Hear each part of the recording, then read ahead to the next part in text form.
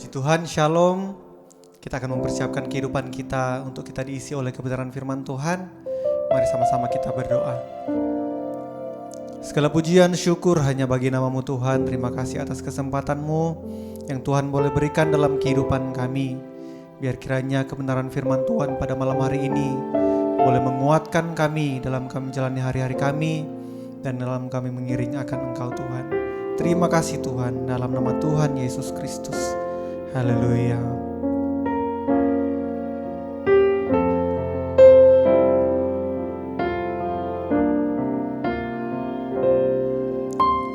Betapa dahsyat Engkau Tuhan, pencipta segala yang ada,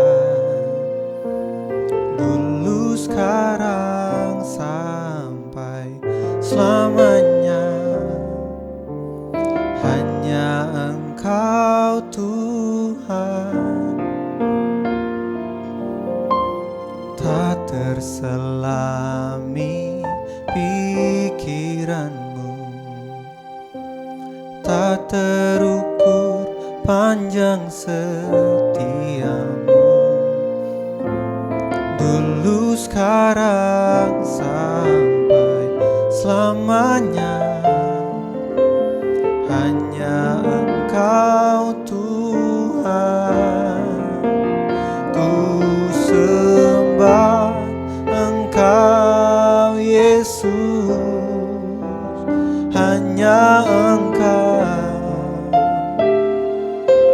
Allah di hidupku, tiada yang lain, hanya Kau, hanya Engkau Tuhan selamanya. Kau tetap Allah, walau dunia semua bergoncang,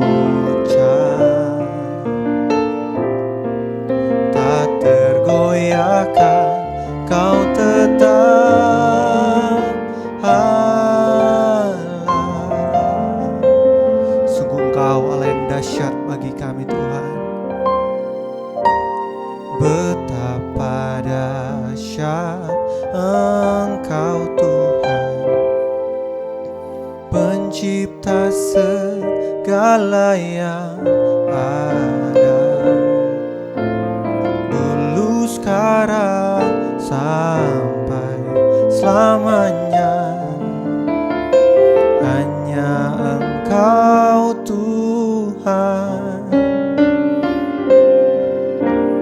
tak terselami pikiran-Mu, tak terukur panjang setia-Mu,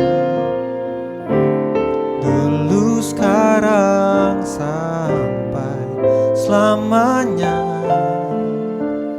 Hanya Engkau Tuhan, ku sembah Engkau Yesus. Hanya Engkau Allah di hidupku, tiada yang lain, hanya Kau, hanya Engkau Tuhan selamanya. Kau tetap Allah, walau dunia semua bergoncang, tak tergoyahkan, Kau tetap Allah.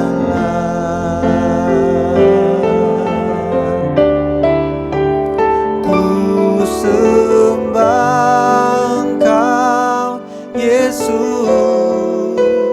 Hanya Engkau Allah di hidupku.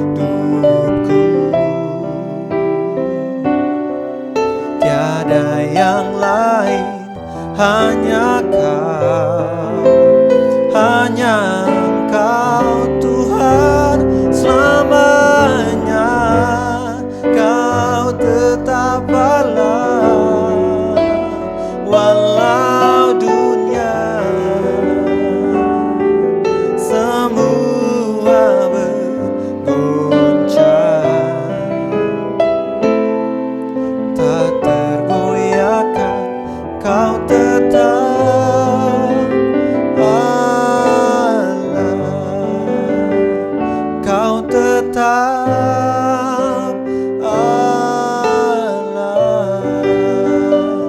Kau tetap Allah. Oh,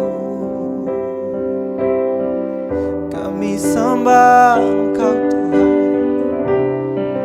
Engkau Allah di hidup kami. Tiada yang lain, hanya Kau Tuhan Yesus Kristus. Engkau mulia, Engkau agung, Engkau Allah yang layak terima pujian kami. Syukur bagimu Tuhan, terima kasih Yesus.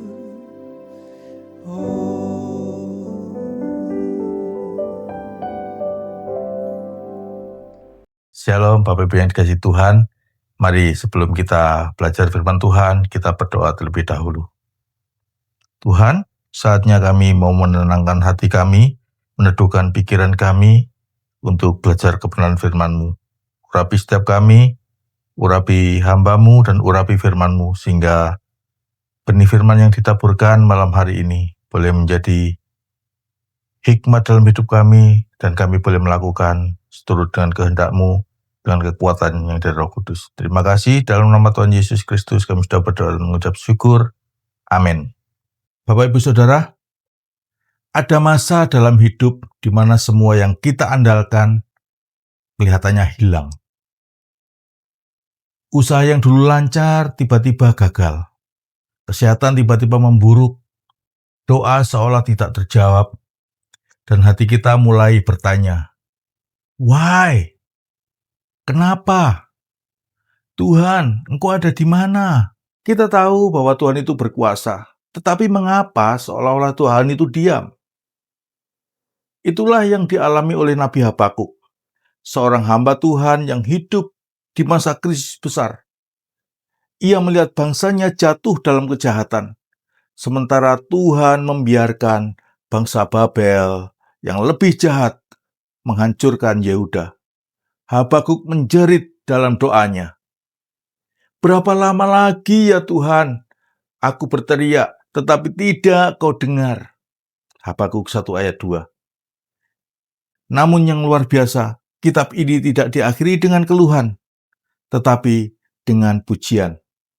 Habakuk berubah dari orang yang bertanya, mengapa Tuhan? Menjadi orang yang berseru, sekalipun aku akan bersorak-sorak di dalam Tuhan.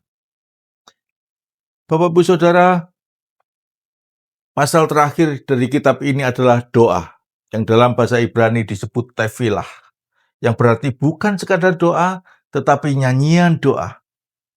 Di tengah krisis, Habakuk belajar untuk menyembah Tuhan, bukan menyerah. Mari kita perhatikan di ayat yang ke-17 dari Habakuk pasal 3.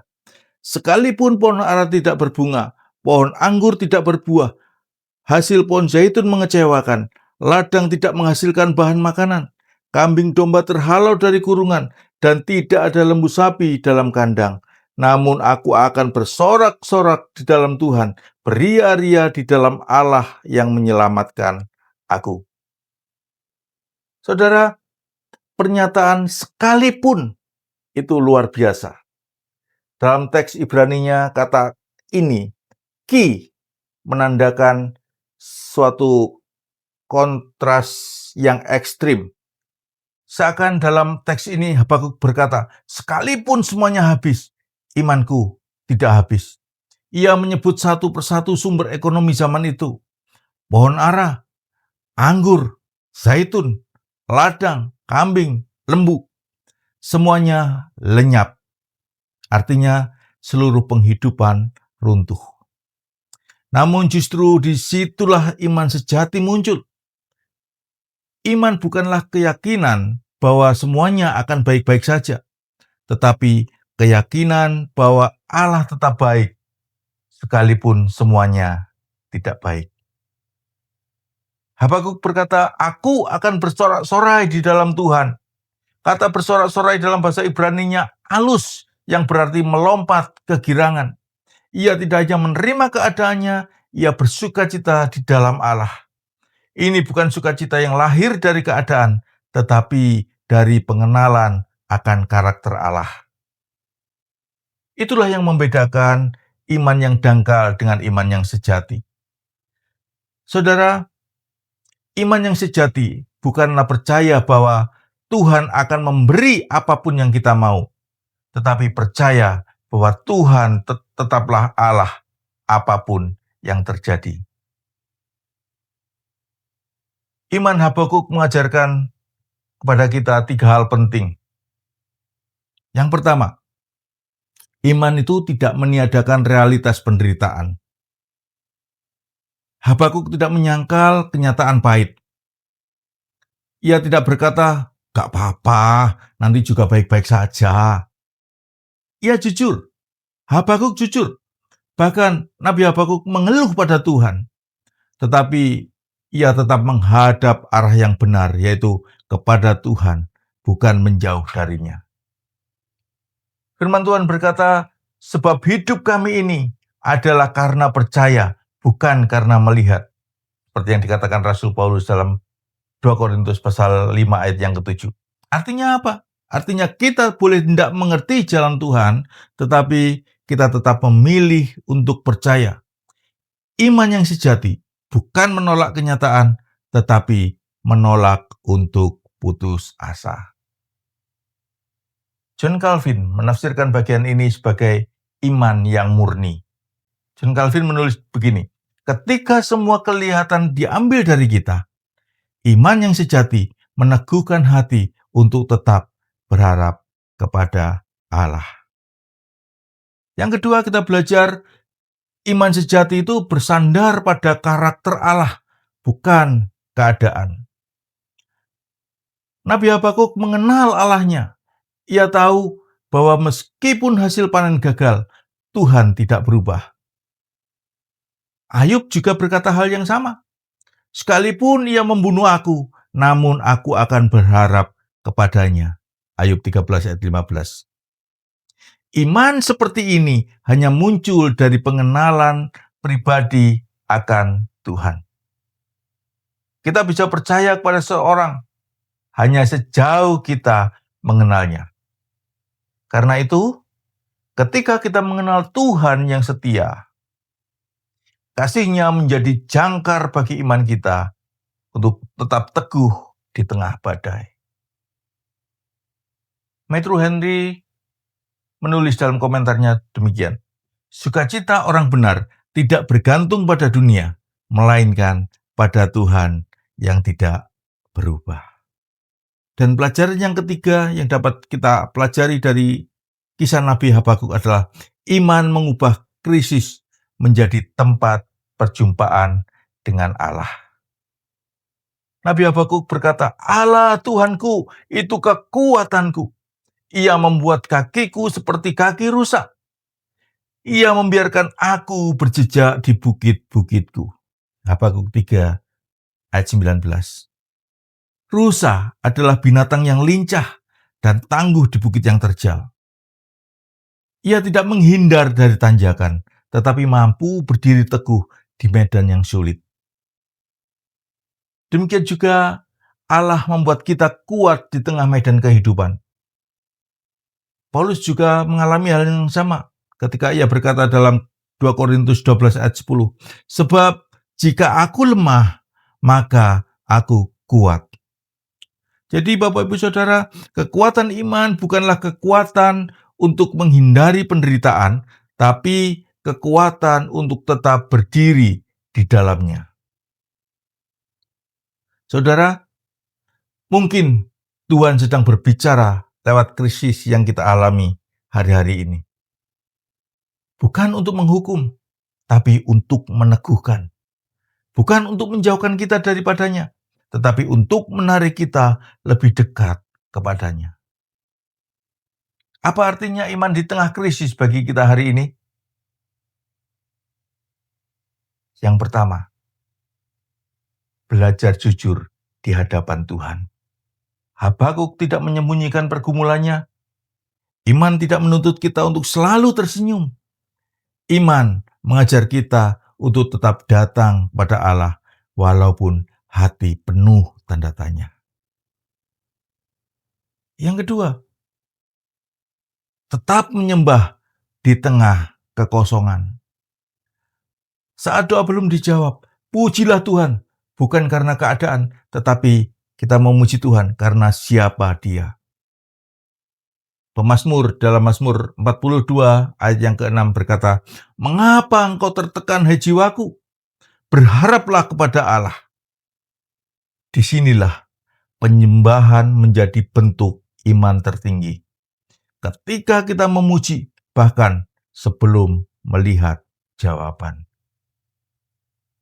Yang ketiga, apa artinya iman di tengah krisis bagi kita? Kita percaya bahwa krisis dapat menjadi tempat pertumbuhan rohani yang baik. 1 Petrus pasal 1 ayat yang ke-6 sampai ayat yang ke-7 mengingatkan kita. Sekalipun sekarang kamu harus berduka cita oleh berbagai-bagai pencobaan. Maksud semuanya itu ialah supaya kemurnian imanmu nyata. Tuhan memakai krisis bukan untuk menghancurkan, tetapi untuk memurnikan. Saudara, Habakuk mengakhiri kitabnya dengan luar biasa.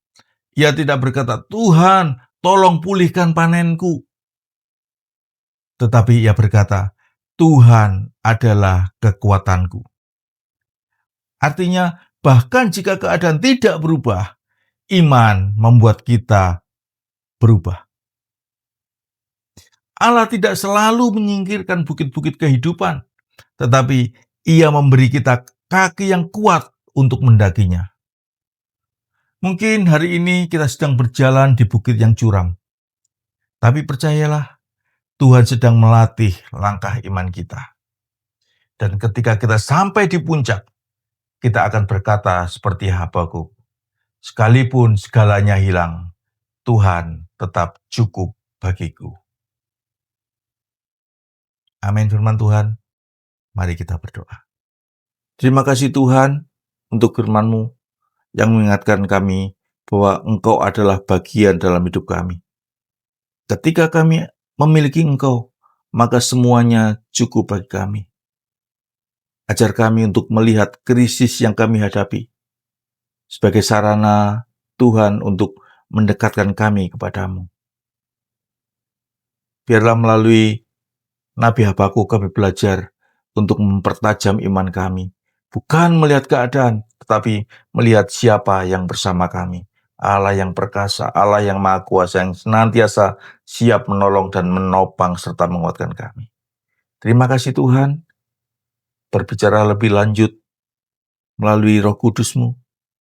Mampukan setiap kami untuk tetap percaya dan berharap kepada Tuhan saja. Dalam nama Tuhan Yesus Kristus, kami sudah berdoa dan bersyukur. Amin. Selamat malam, Tuhan memberkati.